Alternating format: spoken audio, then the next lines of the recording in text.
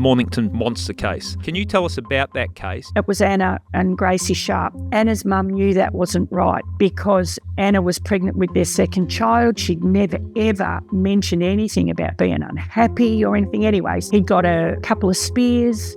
He bought a chainsaw, he bought tarps, he knew what he was going to do. So he said in this interview, just like I'm talking to you now, Anna was giving me the shits this particular night. I had a scotch, got a bit of courage up, and I went down to the shed, got the spear gun, and I went upstairs and I speared her in the head. Gracie's asleep. Again, he has a couple of scotches, needs a bit of bravado. He gets the spear gun and he loads it, and he shoots Gracie in the head, but it doesn't kill her. So he gets another spear, spears her again.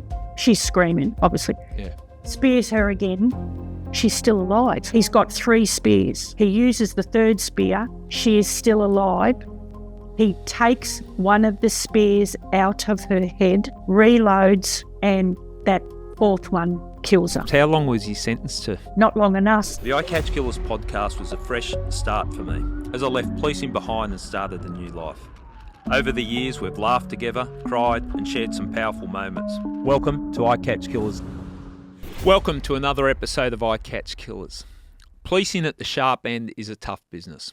When you spent the majority of your career working as a detective in rape, homicide, and missing person squads, you're going to see and experience some heavy things. I've worked in those environments and I can assure you it's a tough gig. It's even harder if you're a female because let's face it, regardless of how progressive we'd like to believe policing has become, it's still a blokey environment. Today's guest is a highly decorated former Victorian police officer, Narelle Fraser. She spent 27 years in the job and working on high-profile cases. You may have heard of the Society murders or the Mornington monster, the Ascot Vale rapists.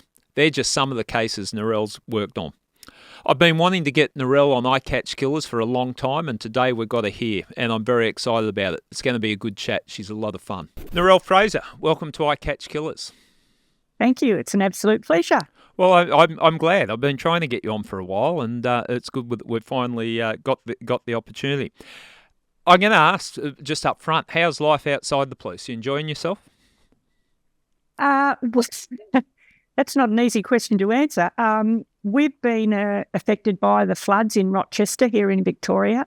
Oh. And we were out of our home for 14 months. Our home got decimated. So we've only just come back. We came back in just at the end of December and we were evacuated 2 weeks later for another flood that completely wrecked our whole property. But just this time it didn't get into the house, whereas last time it did. And to be honest, if it got into our house again, I don't think I could do it again. But so life at the moment, it's been pretty stressful, to be honest. But we're back home now. I'm just so relieved, so happy that we're back in our own home and not renting and living out of motels, to be honest. So there's a very, very long answer to a very short question. Well, clearly. But look, I think it's interesting you say with the floods because we've got a lot happening up in New South Wales and you hear it all over the place. And I don't think unless you're actually involved how disruptive it is and how long it takes to get your life back in order. And it's a hell of a thing to be going through. So sorry to hear that, but I'm glad you're back in the house now, finally. We are. Yeah, we are. Thank you. Okay, let's jump into it. I've done a lot of research and there's a lot of articles that have been written about you and cases that you've been on and a lot of stuff in the media. One thing, and I just want people to understand what we're talking about with policing because sometimes people don't fully grasp the depth and the horror that we see and experience. There's the good sides that we'll talk about in later on in the podcast. But there was one particular thing that really hit me. It was 2012, and you had to, as part of your duties, review, I think it was 1,700 child sex abuse tapes. Yes, and they were actual videos of children being abused. And, you know, Gary, I thought that, I'm not saying I'd seen everything, but I felt like I could handle it. It wasn't something I even thought of. You know, I had to look at the tapes for court, and so I did. But there's something happened with these 1,700 videos that I had a reaction I'd never had before. And I thought, where the hell did that come from? So what I was doing was we'd done a warrant on a pedophile. And to be honest, I thought we were at the wrong house because it was just such that mum and dad were there. They were professionals. Yeah. It was, it must have been a Friday afternoon or something, but there's their two sons, adult sons, and one's got his girlfriend there and they're getting married, they're engaged. And I thought to myself, it just looks so harmonious. And I thought, my God, how could we have got this so wrong? But we had computer crime there with us. Anyway, we just said, look, can we just have a quick look at your computer? And, we should be out of there. And we went and had a look at the son's computer who was getting married. Yep. He was about 22, 23. And I can remember the computer crime squad guy opening it and he sort of gasped. And I looked and I thought, my God, it was like something I had never seen before, and I only had a quick look. So obviously you would know, but the listeners may not. So as police, to give evidence in court, we had to, it's changed a bit since then, but we had to look at all the, at the videos and grade them from 1 to 5, 5 being the absolute worst. Well, these were off the scale. If there was something 100, I would have, ticked 100. But I watched the 1700. But as I said, I had a reaction I'd never had before. And it was the first day. It took 2 days. And the first day I can remember watching something and it just came out of nowhere. And I can remember going, and I thought I was going to be sick.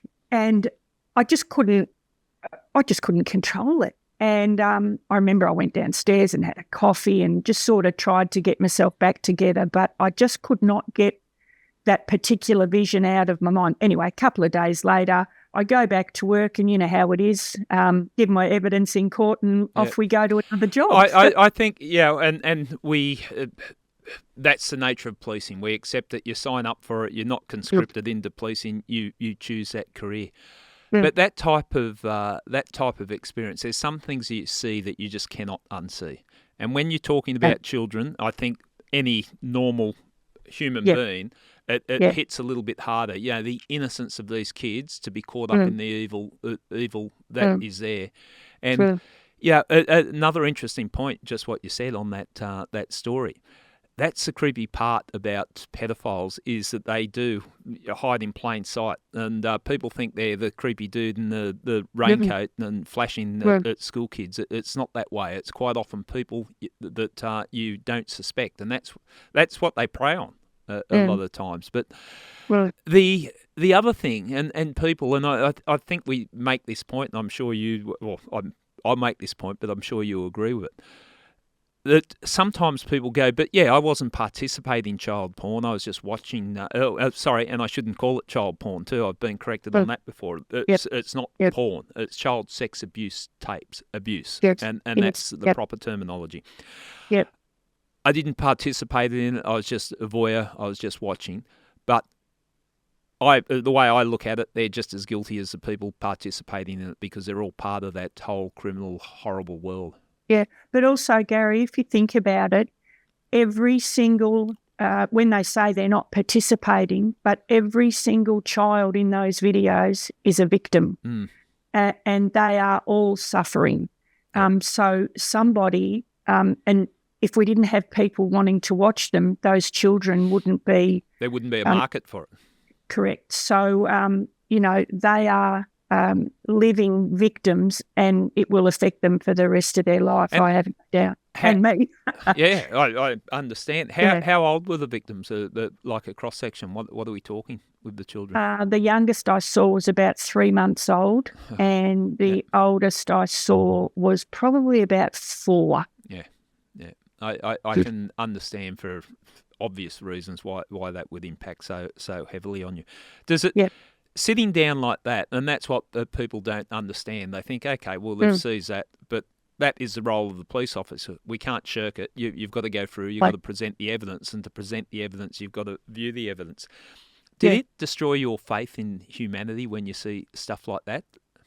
You know what? It didn't, Gary, because I thought I wanted to get those pricks. Mm. And the only way you can get them is to watch, execute search warrants and identify them and arrest them and get them off the street, get them away.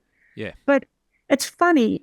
You'd think I suppose my career has been mostly to do with sex offences, and you think it would actually turn you off men because most of the offences are committed by men. But it's funny. Like, I love men. I love men's company. I love so much about them. And what we see is the darkest of the dark. And no, it didn't really change, how I felt about humanity. I think it made me realise that not all in the world is good. Yeah. But if there's one less pedophile I can get inside and away from children, I think, it's a good day. I love hearing that sort of attitude and motive from detectives, because that's, people look at detectives, they're passionate, driven, or whatever, the good detectives, and that's what you need. Yeah. I'm going to catch these pricks. I am going after them and going to do everything and literally destroy their lives and enjoy doing it, because that's what they deserve. Now, sorry, just on that, one of the best things I love about what I miss is, when you've got all the evidence you need, you've got the videos, it doesn't matter what they say, they are going with you and they're going to get slotted. Yeah. Put in the cells. And I used to love knocking on the door and thinking, you know what, you prick? Yeah. I am taking you back to the station. It doesn't matter what you say. I just happened to glance at it. It doesn't matter. Yeah. I just miss that. I'm hearing. I don't know what it is. I'm hearing you, Narelle, and we shouldn't talk about revenge, vengeance, and all that. But sometimes, there needs to be a little bit. I would like knocking on the doors when someone's done a despicable crime and have the wife or parents or someone answer the door and okay, well, your world is just about to finish. Your time has been up. Now, we were chatting the other day, and you mentioned on the back of that, we were talking about that particular case. And you said it wasn't long after, I think a matter of days or a week after, that you attended another case. And it was the way you told it to me then, if you could tell it again, because it was quite sort of confronting, but it also sort of represents how you go about your policing. Yeah. It was only a couple of days after I'd viewed these 1,700 videos. There's just so many of these offences, isn't there? And people in the real world, they just don't see it, which is good. But, a couple of days later, I was helping the AFP, the Australian Federal Police, with a warrant on a suspected pedophile. And we went to the house, and it was myself and another member from my office and a number of AFP members and computer crime. And when we went to the house, again, going back to what you said, it's just a normal house in normal suburbia, quite a nice house. And when we knocked on the door, the guy that we were looking for, that the search warrant was attributed to, he answered the door. And he looked like anyone's brother, boyfriend. Like he was a little bit tubby, but you'd see him on the train, you'd see him at footy. He was just so normal looking, but we could almost not get in the door without him saying, "You've got me. Yeah, I've done this." He wanted to confess there and then. It was like, could you just wait until we get in the door? Yeah. And then you can, he knew we had him. Yeah. But with this job, it was horrendous. It's one of those jobs that you can never, ever walk away from and ever forget. And so when we went into his room, he was in a share house and it was a bedroom. His bedroom was made up like a little film studio, and he had all these props and all female sex toys. There was female clothing, a whole lot of things. And then there was this, what do you call it, a stool in the middle of all this black curtains. And Anyway, he told us who it was. It was a young 12-year-old boy. He'd been a friend of the family, and he told us who it was straight up. Yep. So I offered, and I think I probably would have got the job anyway, but because I wanted to go and talk to this young boy. The victim. Yeah. Somebody had to go and tell his parents. Somebody had to hopefully get the little boy on board and talk to us. And I just sort of felt that was my forte, and I thought I can do this. I'd seen a couple of the videos, and it was sickening. And anyway, so I went around, and as I'll just go back a little bit, this man had befriended the family. This is a very typical story. Yeah. He'd befriended the family. The parents were really hard workers. They didn't have a lot. So he'd say, look, I'll look after the kids, and you go off and do your night shift or whatever. So he used to stay over a lot. Yeah. And as we found out, he'd been grooming this little boy for probably since he was about 6. Yep. And the offending started at about 7. So he'd been partaking in child abuse material from when he was about 7 to 12. So he had been groomed well and truly by this man, but the man was giving him gifts. Again, it's so typical. If you say anything, I'm going to go to jail, but your mum and dad don't love you. This is my love. It was just it's like a framework, isn't it? A step by step. You hear it time and time again. Yep. Yep. Anyway, so I went around to the home, to the family home, and it was about 3:30 in the afternoon, and there's mum and dad sitting on the couch watching telly or whatever. And mum comes to the door, and, of course, the minute you say, look, we're with the police, mum goes, oh, is anything wrong? Well, I just need to come inside, you know. How do you break this news? What do you say? And to be honest, Gary, I was dreading telling the mum and dad because, as you said before, that visit I knew would change their lives forever. Yeah. And so when we went inside and sat down, we said the man's name. And you know what? In the end, you've just got to be honest. There's no point sugarcoating it to a point. And we said that their son, we'd identified him in this child abuse material. Well, they were, as you would expect, the mum fainted. It was an awful place to be. But I also felt, confident is the wrong word, but I knew I was the right person to do it. I just sort of felt right. And after a while, I didn't tell them but I told them that he'd been groomed by him, and they said, what did we miss? They were blaming themselves. It's a horrible legacy to carry, isn't it? Oh, yeah, it is. And, why didn't we see it? And anyway, so then they said, the little boy should be home shortly from school. So, of course, he walks in from school. And again, I just dreaded it. But he walks in and he goes to the fridge and he opens up and, hi, Mum, hi, Dad. Typical, yep. And he goes, and Mum goes, oh, you better come in here. The police want to speak to you. And the place just went quiet. Yeah.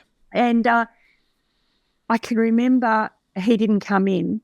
So with the mum, I went into the kitchen with him. And I remember just standing there and saying, I've got to tell you, there's nothing wrong, but we've spoken to blah, blah, and this is, and I know everything that's happened. It's not your fault. Well, he exploded and he screamed at me and he ran out the door. And Mum and I ran after him, but we had, no hope of getting him. So the mum said, he'll come back. Anyway, he came back about an hour later and he wanted to go into his mum and dad's room and he said, can I talk to your mum? So Mum goes in there and they're in behind closed doors for maybe 15 minutes.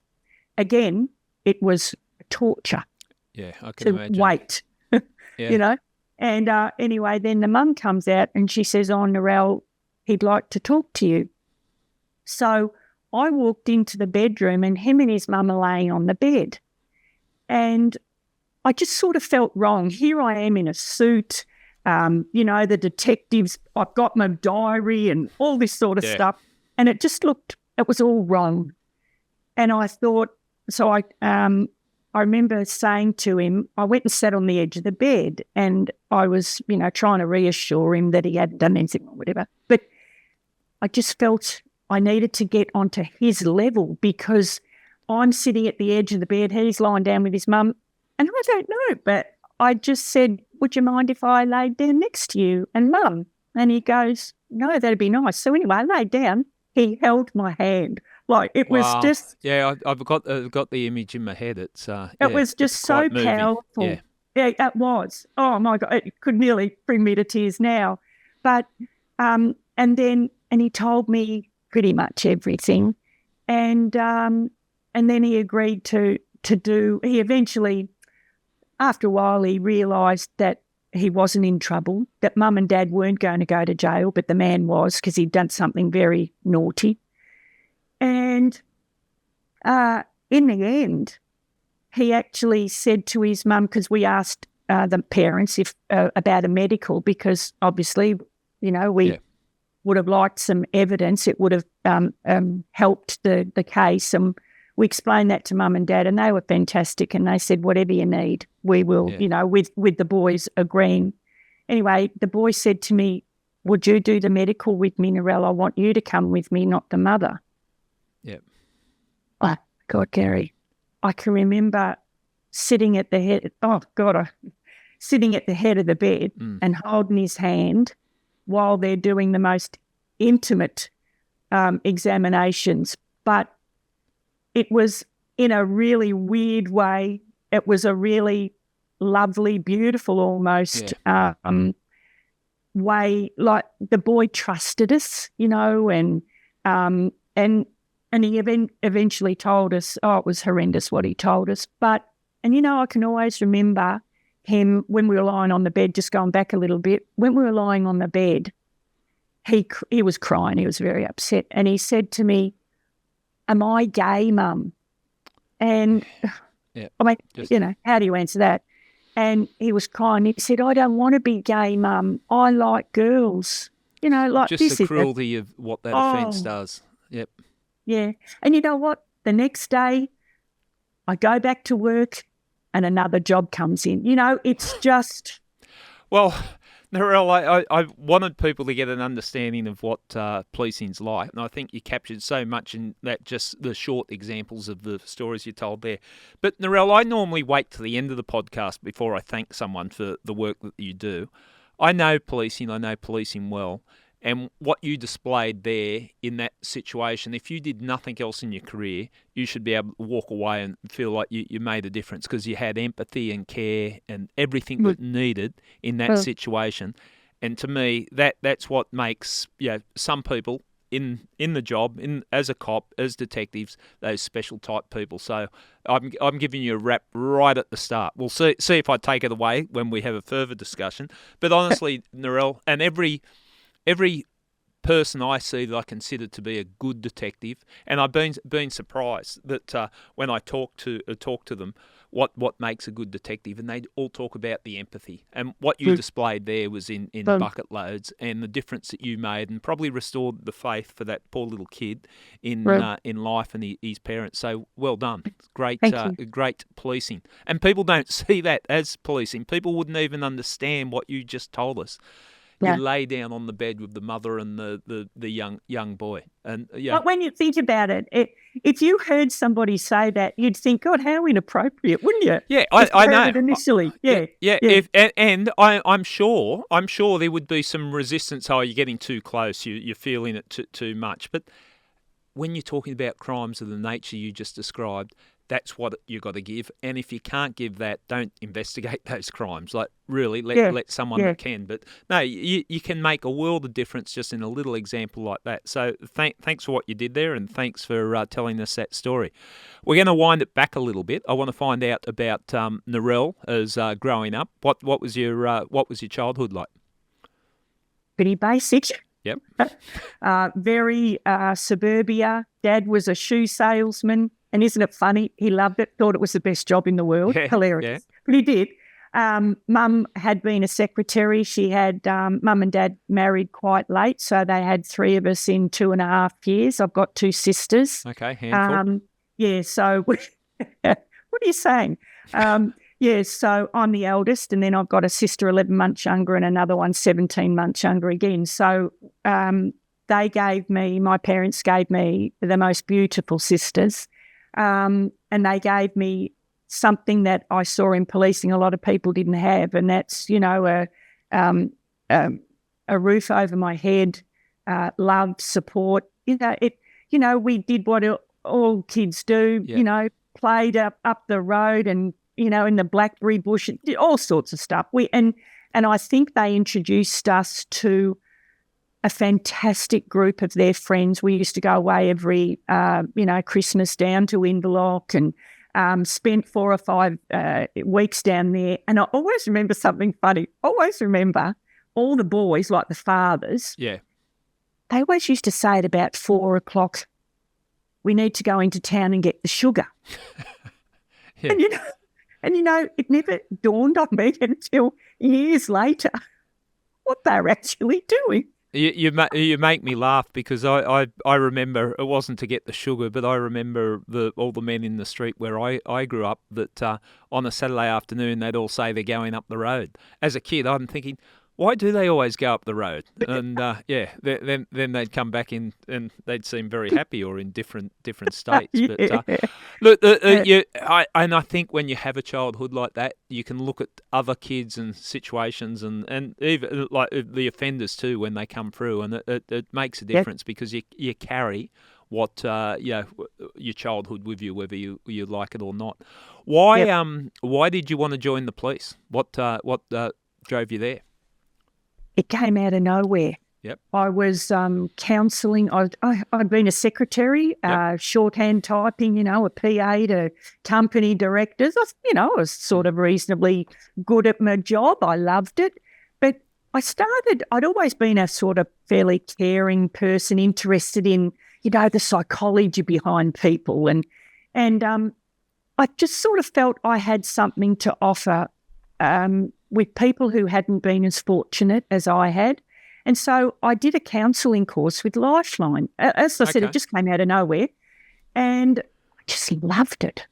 But what I found, and I became a telephone counsellor, but I started to think, I thought, how can I get to these people before they get to the point of ringing Lifeline? Yeah, and so because a lot of them were homeless, a lot of them were, suicidal.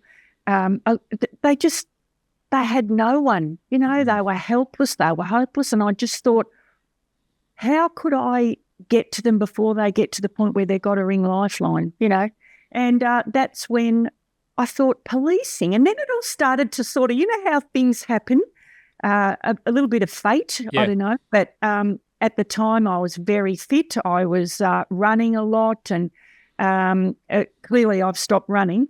But everything just, I don't know, it just gelled. It was all right. And I went to the police careers one lunchtime. They used to have one in the middle of the city.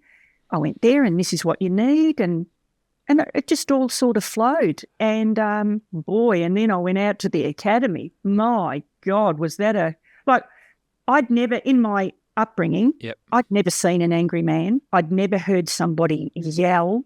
And at the academy, it was, Fraser, and they'd yell at you. And it was like, excuse me. But then you couldn't do that because you had to toe the line. But I really struggled at the academy academically, really struggled. I left school at 15 to be a secretary. So that's how I got into policing. Okay, I like hearing the stories, and it just brings back my own memories of going in the academy. And there's so much to take on board, isn't it? There's so much. You're really stepping into a new world, and you've got to get your head around the laws and your police powers, and then you've got to shoot, and you've got to train, and powers of arrest, just so many things. But I remember in the academy, I loved it when they were yelling at us and that. I'm thinking, Did you? and we get paid for this. I still remember, I think it was the first week I'm in the academy, and they took us on a run on a Friday afternoon, and I loved it. And someone had thrown up and were doing push-ups, and they made them do the push-ups over their own vomit. And I just thought, and they're paying us for this. So that was my experience in the academy. But and you know, and one other thing is with a gun, I'd never seen a gun, let alone handle one and actually shoot it, right? Yep. So I used to get very nervous in the shooting range. And the first time I ever went in there, you know how we used to have 30 targets and you used to have to get, let's say, I don't know, I think it was almost 30 out of 30. I can't remember now, but let's say it was 30 out of 30. Anyway, I ended up getting 28 out of 30, but the bloke next to me got 32 out of 30 because I was shooting his target as well. You might have thrown a couple your way. I'm not saying this has ever happened, but I've been through a lot of qualifying shoots and all that, and there might be someone that's not as handy with the weapon standing beside you, and a shot might have gone into their target. It's a terrible thing, but yeah, it's but you know, again, these are things, and you see people, and it doesn't have to be a man or woman. I've just seen people that guns are confronting things, like when you're handling them, and you see people that it's their greatest fear in policing, joining policing, have to handle the weapon. And, you know, if that's your phobia or your fear, I can understand that. Mine, and you wouldn't have had this in the academy, we had to touch type at, I don't know whether it was 40 words a minute or something. Yeah. You had to pass, and you'd be going to typing class each day, touch typing. Yeah. That was the biggest stress I had in the academy to make sure I could touch type. And I remember between the initial training and the secondary training, we had a holiday, and I had to get a typewriter I'd take away and sit in the tent. I was just away on a surfing holiday. People must have thought I'm at this creative writer sitting in this tent typing. It was me practicing my touch typing. But anyway. Well, so you see, that's something I didn't struggle with because, of course, being a secretary. I know. I was jealous of people like you, like that. But that's a skill. I never hung on to touch typing, and I was told, and it's one of my biggest regrets. I sort of abbreviated version of touch typing, but when you get out in the police station, you're filling out the forms and this and that, and like I can type quickly. But yeah, it's a skill that I should have hung on to. And shorthand, note-taking, that would have been a fantastic skill to have. I was going to say shorthand was, there's only one time whenever you're giving evidence in a court where you're on top of things and the defence start going to water. And it was when they used to say to me, "Do you have your notes there, Constable?" Yeah. I used to wait for them to say that. You'd lead them up a path, yeah. And I'd give them to them, and I could see them, like, they'd go white. The blood would drain out of their face. Yeah. And, of course, you never ask a question you don't know the answer to. So, of course, they couldn't say, "What does this say?" because it might say, "I did it, I did it, Narelle." Yeah. No, that would have been beautiful. I wish I had that in my back pocket, seeing the witness box under intense cross-examination. But yeah, no, that's good. I can understand why the benefits. So you're out. Where were you first stationed in uniform? Would you believe St Kilda? Right. Okay. So in the thick of it. Wow, was it ever? Yep. Talk about a baptism of fire. But again, I sound like I'm terribly soft and fluffy, but I can yell at the best of times and, get people to do what I want them to if I have to. Yeah. But I can always remember, I'd never seen a prostitute. They're not prostitutes, No, sex workers. Sex workers, yeah. Look, you and I are showing that we can evolve and understand the world. We can. Yep. There's some things you learn in policing. You learn a lot of good things, but you also learn a lot of things and you think, I will never do that. Yeah. And I never did. I never, ever treated them any differently to anyone else. In fact, by talking to them and being kind and a bit understanding, they gave me great info. And I think people sometimes misunderstand that if you don't come across gruff and a hard ass cop, people are going to walk over you. But Yeah. the reverse is quite often. There's times, as you identified, you need to crack down and be Yep. that tough guy or tough Yep. lady. But Yeah.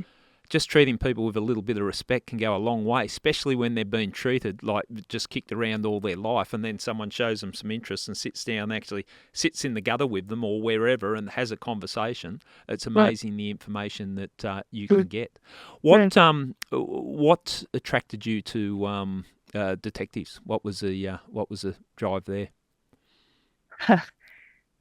It sounds wrong, but the more serious the offence, the more I want to be there. I'm not saying the little old lady coming in and saying she'd lost her purse. That was big to her. But I wanted the rapes. I wanted to be involved in the rapes, in the murders, in the abductions. The challenge and the real, as you referred to before, the real hard-ass crooks. Yeah. That's what I wanted, but it wasn't so much. It was more about I wanted to get into their head. For instance, a rapist. Yeah, I found it absolutely fascinating. Maybe I don't know if that's the right word. But the psychology of it is interesting. Correct. Yeah, to get into their thinking and to talk to them about what made them do it. What were you thinking? What had you done? A lot of them had been watching pornography. A lot of younger offenders had been watching pornography, but you learn a lot by being interested in people and showing, literally, I was interested in what made them tick. What was it on that day? That person, all that sort of stuff. That's what I wanted. And also the victims, not the offenders were, very challenging because some just don't want to talk to you, and that's fine. You've got to accept that. But also the victims, I can remember a rape I went to where the victim had been, bashed. I've never seen anybody bashed so hard, not even in a street fight. Her head was like a bowling ball, and she had been raped and stomped on, and she couldn't see. And I sat with her for a week in a hospital, just trying to get as much information as we could, and again talking about her parents, and she had other siblings, and to take them in and see her the way she was in a hospital bed. But for some reason, Gary, that drew me like a honeypot. Yeah. If that makes sense. No, it does make sense, and I'm always cautious to say this when I'm speaking to detectives because we gravitate towards detectives on this show. I totally respect the men and women that stay in uniform, and they are at the sharp end, the front line of policing. Absolutely. When shit happens, they're usually the first ones there, and they never know what they're going to be confronted with each shift. And you would have seen it. I saw it. Some of these good uniformed police that spent their whole career in uniform, they had a skill set we didn't have as detectives. They had a mannerism and a way that they went about their business. So it's not saying one is better or the other. But the curiosity drove me to detectives. I was at a scene. I think it was a murder, and I see the detectives walk in. They go through the crime tape. I'm out guarding the crime tape, and then they come out with this knowing look on their face, and I think I want to get behind the tape. I want to go inside the scene and see it. Yeah. But you obviously enjoyed it. Yeah, I also used to love the debriefs, and when a job had come in, and you'd all sit around the table, and you'd have the paper up there, and people would be scribbling, Narelle, you're doing this, somebody else doing. So just to talk about it, I miss that so much. That working in a team, because often when you're on the div van, it's just you and your colleague. But I loved that working in a team because everybody brings a different skill. I was never the such and such, this power of arrest and this, this section of the Crimes Act. There were people that could just recite things and know, that wasn't my forte. I knew what mine was, and mine was working with the victims, and just the psychological part is what But I. you've shut up, Narelle. You're bringing me back to the memories of in the incident room when something's breaking and there's a collaborative group of minds there and everyone's staring at the whiteboard and what's this? Have we missed something? And someone will say something it's exciting, it's exhilarating. And, it is. They try to capture it on, you see the TV shows and all that. Sometimes they do. But when you see it, when you've got something where it's everyone working together to solve this crime, it is a good place. Now, I just we'll jump forward and we'll move backwards and forwards, but again, researching, preparing for this, the murder of Anna and Gracie Sharpe, Mornington monster case. Can you tell us about that case, your involvement in the case, and just and lead us to how the bodies were found and different things like that? Just take us through that. Sure. I was at Missing Persons at the time. I think it was around 2004. Yep. Yeah, it was. And, okay, thanks. And a job came in and our analyst looked at it and thought, the analysts are a lot of unsung heroes in 100%. Yep. And our analyst, Helen, she was just fantastic, and she could smell a rat a mile off. Yeah. And this job came in and it was a bit old. It was a couple of months down the track. A woman had gone missing from Mornington with her little daughter. And what had happened was, it was Anna and Gracie Sharpe. Anna was married to John Sharpe. They moved down to Mornington and they had little Gracie, and Anna was pregnant with their second child.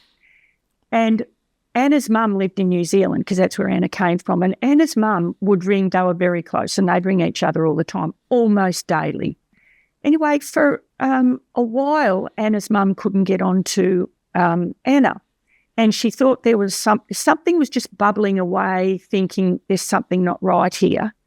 And I think she tried for a couple of weeks, and she'd ring John and she'd say, I haven't been able to speak to Anna. And John would say, oh, she's shopping or, whatever, out with girlfriends.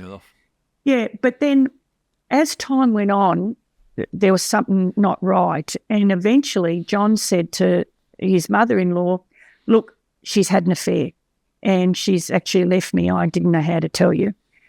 Anna's mum knew that wasn't right because Anna was pregnant with their second child. She'd never, ever mentioned anything about being unhappy or anything anyway. So Anna's mum rang the local Dunedin police in New Zealand. And, of course, they make a few inquiries. They ring John, and John says, she's had an affair and left me. So they then they smell a rat. And they ring Mornington Police, the local police, and they tell them, the information they've got. Can you go around and, check it out? So off they go around to John's, and he's there. He's he was quite sort of distraught, a bit nervous, as you'd expect. Anyone coming into contact with police is nervous. Yeah. But there was something about him. They just, we get it as police, not just detectives. All police, I think, get these gut feelings. Yeah, something's and the police at Mornington thought, there's something not right here. So they go back to Mornington. No, I don't think they actually got back to Mornington. I think they actually got out front of the house and they rang our office and they said, something is very wrong here. So that's when we started the ball rolling. And I think we're about 6 or 8 weeks down the track. So we were behind the 8 ball. Yeah. From the start. If that's when you're talking investigations, you're playing catch up, and back then it was you're losing information, you're losing witnesses, all that. The longer it takes before you ramp up the investigation. Yeah. So anyway, we eventually the bosses make a decision. Yes, we're going to go down. We're going to have a look at it. So we get a team together. Off we go down to Mornington. We have that briefing, and again, it's exciting. Is this, and what we had to determine was with any missing person case, is the person missing or is there an offence involved? Have they just decided, number one, has she had an affair? And has she gone off with somebody else? Yeah, it's possible. Of course it And is. that's why those investigations are a little bit harder. If you start with the body, okay, here's the offence, and then you can work from there. So, yeah, it adds another layer to an investigation when someone's just disappeared. Just to establish if a crime has been committed, And so we, did the usual, Narelle, you do this, somebody else do that. So off we go. We do a few inquiries and we come back, and then we decide we're going to go round to John's and speak to him. So we go round, this is probably 2 days late. Oh, maybe not that long. But anyway, we go round to John's, to the house. The house is a lovely 2-story house in Mornington, quite reasonably nice house, I would, Anyway, we knock on the door and John answers, and he's very accommodating. Oh, yes, please come in. And he's sort of a bit upset. And but the house itself, it was that cold, and I don't mean cold temperature. I mean cold as in there was just nothing, no warmth in the house. It was almost like a death house, sort of, Yeah, I understand what you're saying. Oh, God. And there was no sort of little knickknacks. Anyway, we say, look, we don't have a warrant at this point, but we say, look, can we just have a bit, because we're just there having a chat to him and, we don't know what's going on. So we said, can we just have a bit of a look around? Yeah, sure. So he takes us upstairs and we go up to the main bedroom and there's no bed. And it's like, where's the bed? And he said, I had to get rid of it because the memories were just too difficult, too hard to bear. Again, yep, I can understand that.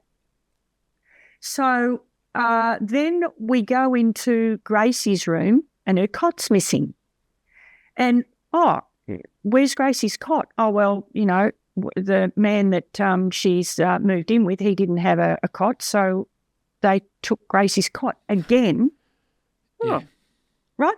But we didn't, the word is, I was going to say we didn't like him from the start. That's not very fair, but, it's human nature. I didn't like him. You smelt something about it.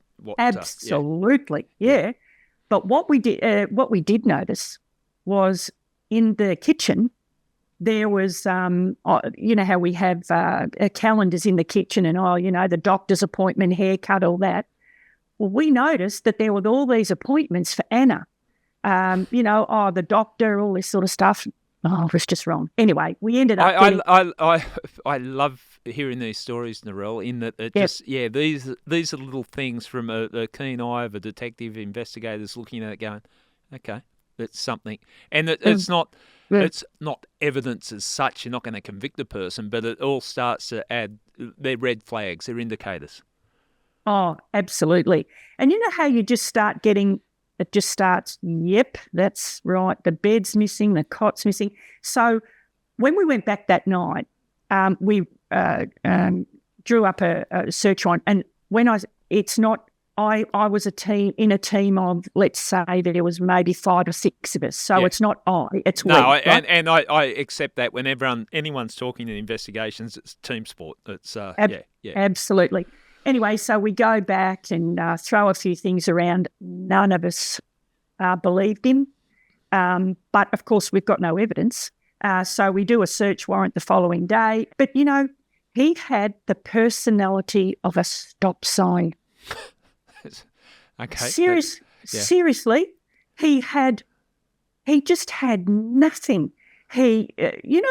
I think most people I can get a little bit of rapport with. Yep. But it was like getting rapport with a block of wood. Seriously, he was just a nothing. I've met those people, offenders, people, and there's something that, hold it, what am I not getting here? Something, there's no connection there. It's interesting, isn't it? Yeah, nothing. And anyway, so we did a warrant the next day, and we took away, a whole lot of stuff, as you'd expect, the computer, and I can't remember, but we must have had somebody doing the luminol and all that sort of stuff. But the place was as clean as, and we found nothing. Anyway, so we go on, everyone's doing their stuff. That's right. John had said that he'd seen a green car down the road or something. So we do a door knock. And I've said many times, and you would agree with this, you get so much from a door knock. People think, young police think a door knock, it's boring, but you get so much information, don't you? We call it canvassing, and I used to lecture at the academy at homicide courses and detective courses, and I couldn't stress enough the importance of the information. And I learnt that from people that trained me. When I first in detectives, or first, a couple of big jobs, and do the canvass, and they just pile there, and then the good detectives are going, what did that person say? Who did you speak to there? And just going through the canvass forms in minute detail. And Correct. The amount of information you get is incredible. Oh, yeah. And you're right. You've just reminded me. Yeah, so when the uniformed police come back and they've filled out their form and the questions you wanted asked, and then there's some, and you think, did you ask them, did you go into any detail about this particular thing? No, we'll go back, or we go back and, have another chat. Anyway, so we get, let's say, a week down the track. Oh, where do we go to? Oh, that's right. So then Anna's mum receives a bunch of flowers for her birthday from Anna. But then she realises that it's not, she knows her daughter's the way she writes, her expressions, it's not Anna's words. Okay. She also gets a bunch of flowers, and there was something else, but she knew it wasn't Anna. Anyway, she then, so things are starting to add up. We keep going back to John to get more information. What we find out is that John's from a close family. He's got 4 older sisters. His parents are still alive. He provided a photo to us that we actually established later was taken 2 days before Anna and Gracie were murdered. Okay. And this was, we'd been to a family do or something. But because we can't find any signs of disturbance, there is nothing to suggest that they have been done away with. But there's also nothing to suggest that she's had an affair either, because what's happening is her phone is still being used and her credit card is still being used. Okay. So that adds to the, is she having an affair? Confusion whether there was some legitimacy to her going off. Yeah, absolutely.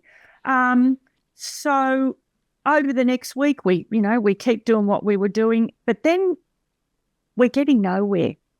And then in that briefing, somebody says we've got to try surveillance. Yep. But we can't do surveillance. We can't put an LD, a listening device, in John's house or in his car because he talks to no one. He's there on his own. Yeah. Yeah, but he's got no friends. He's just a loner. Some could call him a loser, but anyway, I won't. So what we do is we think, well, let's just watch him get him to do a media release, and we'll just follow him from then.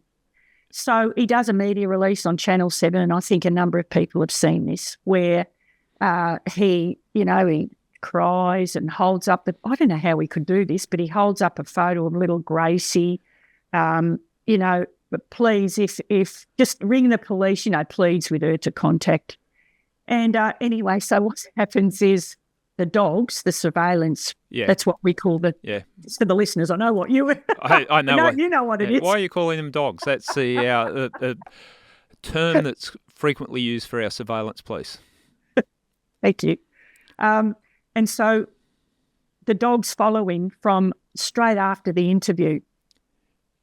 This is just the most exciting almost day of my life. Yeah. They follow him. Anyway, he goes down to the Chelsea beach, maybe, 20 minutes away from where he's done the interview. And he goes down to the Chelsea beach, and, of course, the dogs are watching him. They've got binoculars, they're taking videos and all this, and they watch him. And he gets out of his car, and he goes behind a toilet block, and you can see the video, and he looks around, checks, and he digs down under a bin, and he brings out this plastic bag. Right. You see him make a phone call. There's a phone in the bag, so he makes a phone call, puts that back, and then he goes to the local shopping centre, withdraws $200 from the bank, which of course has got no CCTV, withdraws the $200, puts the bag, everything back in the bag, bar the 200, and then you see him go back to where he'd got the bag originally. He buries the bag again, gets back in the car, and he goes back home, and he rings our office. We know what he's been, and he rings our office, and he said, "You're not going to believe this, but Anna's just rung me from her phone." He said, and she's just taken $200 out, or somebody has just taken $200 out of the bank. You can imagine, Gary, we were doing high fives. Be dancing on the tables with that one for an investigation. Just about. Yeah. But yeah, we were. It was, but you know, it was such a moment to realise, my God, he really has done this. And then it was, where are they? So we waited probably about a day and a half, hoping that he would take us, let's say, to where the bodies were, but that never happened. So we arrested him pretty shortly afterwards. Yep. The interview. We took him back to the homicide squad officers in St Kilda Road, and the interview, he chose to make no comment. Well, that's his right. You know, nothing we can do about that. But where were they? You know, we had no idea, but we knew it was him now. Anyway, so we did a really... Did you charge him at this point in time? You had enough to charge him? No, they're interviewing him, right? Yep. So no, he's not charged at this point. Okay. You're interviewing him. And so what happens is the bosses make a really brave decision. Our priority was to find Anna and Gracie rather than they weighed up, do we want a conviction or do we want to find them? Yeah.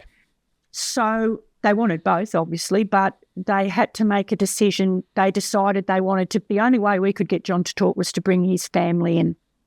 Yep. So, of course, there are the chance that the court would find that they were police, you know, we were using them as agents. They were using as an agent for the police and, Correct, and he hadn't been cautioned, all that sort of stuff, and that's what I mean. It was a decision, what's more important. Yeah.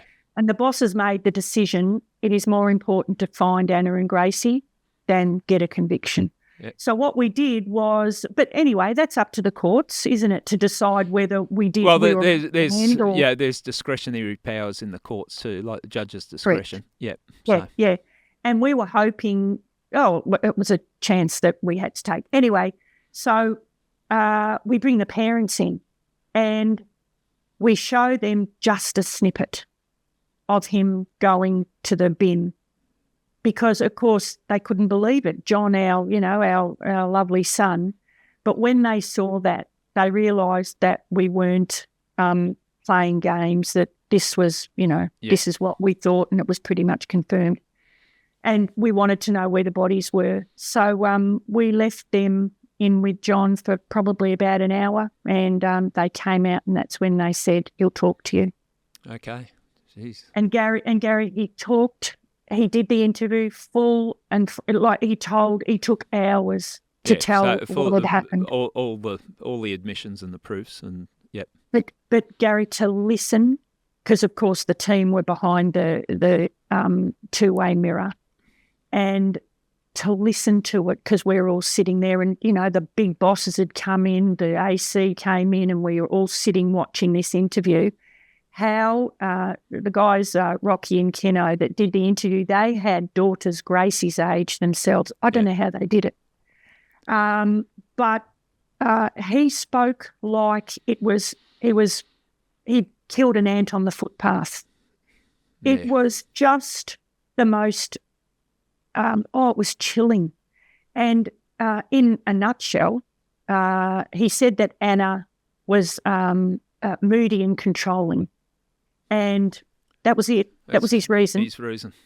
Moody and controlling. Yeah. And that he could think of no other way. He just had to do it. So, but it was pre-planned because he had been to the fishing shop. He'd got a couple of spears. He'd bought a chainsaw.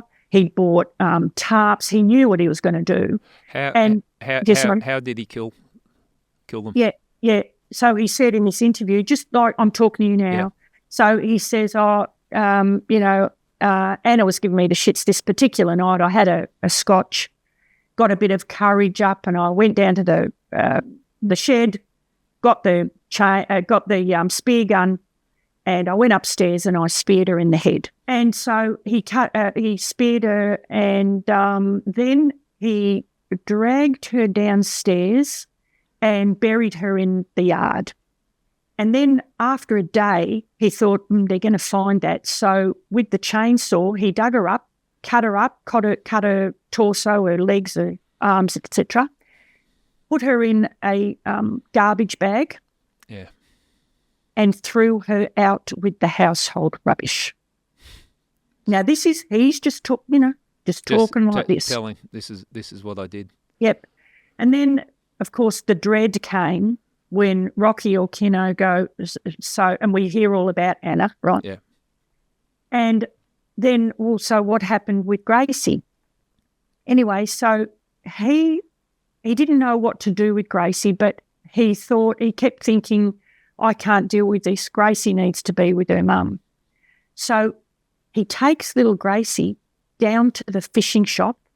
There's CCTV footage of him holding her little hand, and he walks up to the counter and, I'll have that spear there, and I'll have a couple of extras there. Takes them back to the house. Gracie goes to bed that night in her cot. So Gracie's asleep. Again, he has a couple of scotches, needs a bit of bravado, and he goes downstairs, he gets the spear gun and he loads it and he shoots Gracie in the head, but it doesn't kill her. Yeah. So he gets another spear, spears her again.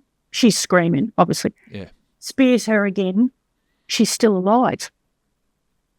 He's got 3 spears. He uses the 3rd spear. She is still alive. He takes one of the spears out of her head, reloads, and that 4th one kills her. Like, it's beyond words, isn't it? I'm lost for words on it, Narelle. Yeah, we've both worked in homicide. You hear some horrible things, and when it's broken down with that, that's what we're talking about. That's why, why detectives pursue these people that are capable of crimes like that. Like you can't even comprehend it.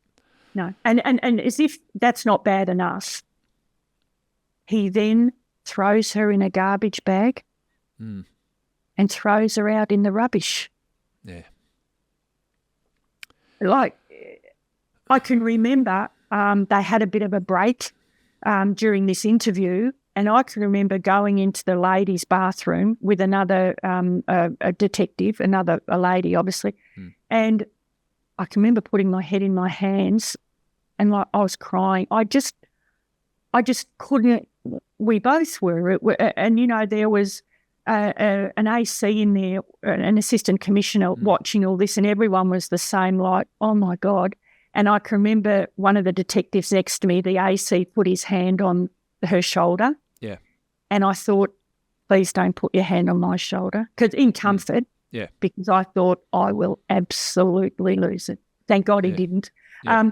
But then of course is the dread. They're in a tip.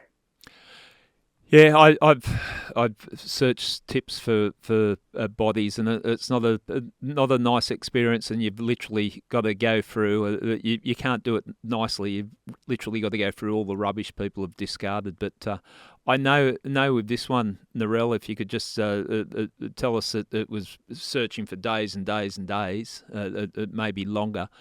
You were the one that found the bags with the bodies in it. Do you want to just tell us briefly about that? Yeah, it's funny, it was costing about $500,000 a day, and in the end, the bosses said on the 11th day, this is the 10th day, and they said, we're going to have to pull up stumps tomorrow. We just, can't do it. And you know what, Gary? I don't know why, but from the minute we started searching, I know this sounds a bit funny, but I knew I'd find her. I knew I'd find one of them. Yeah.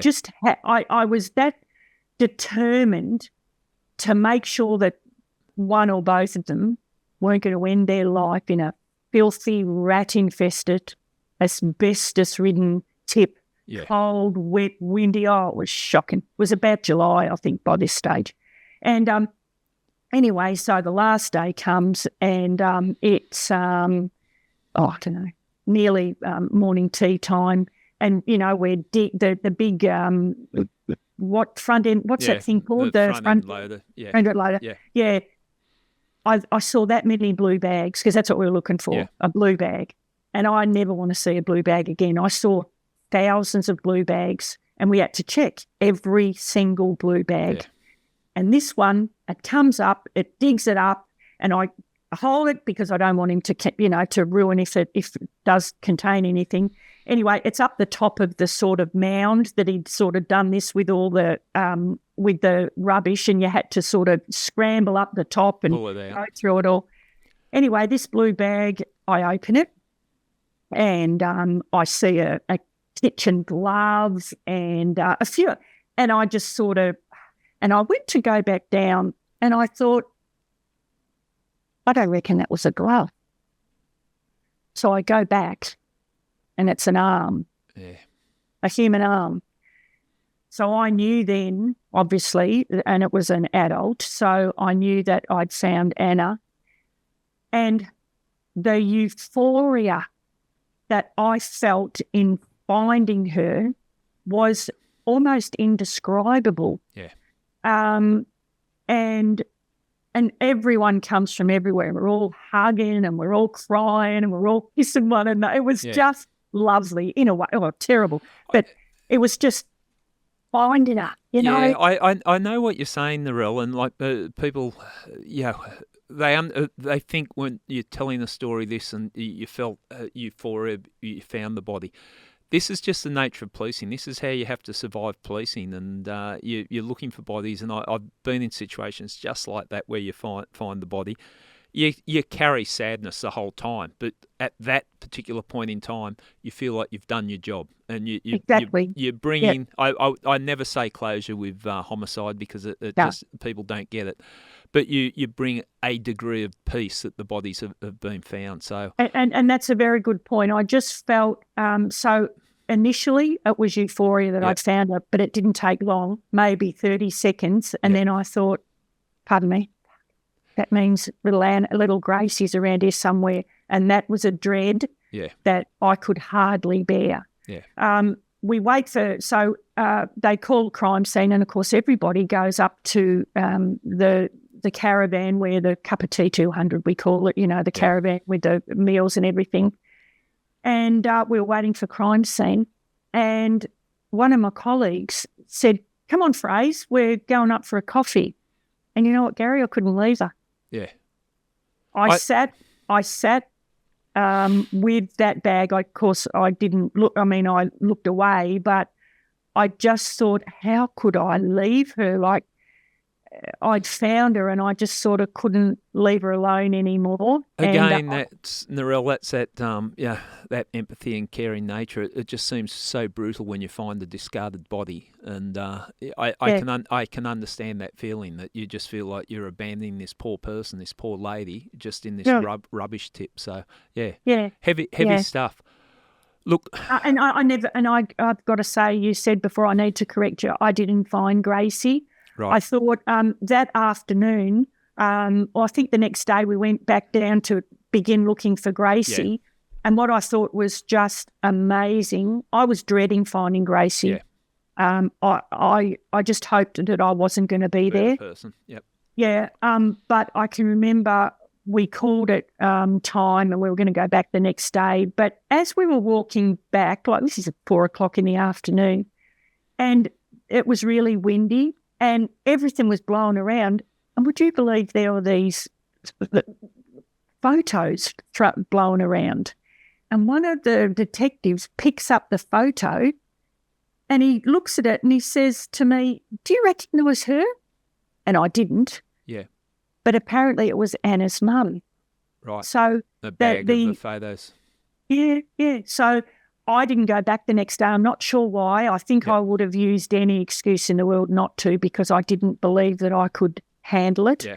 But anyway, they found little Gracie and now they are at peace. Little Gracie and Anna are at peace over in New Zealand on Anna's mum's property. Okay, well that's some consolation for the mother, but look, that's you're describing that. That's, I won't say typical because there's no typical homicide investigation, but the way you describe that, I think if you work in that sort of area long enough, these are the type of cases that you get. So thank you for explaining that. So John, the bodies were found. John was convicted of these horrendous crimes. How long was he sentenced to? Not long enough. Yeah. He got 33 years. I think it's 33 years. 33 years. Yeah. Which, he's going to be an old man when he gets out. His life's over. If he doesn't ever breathe the air that we breathe, there's not many people I feel like that about, but John Sharpe, one of them. I understand. We'll take a break here. I'm finding our chat fascinating. When we come back to part 2, we're going to talk about more of your cases, and how your career came to an end, and the toll that policing takes on you, and everything else. So we'll join you back here shortly. Thank you. Cheers.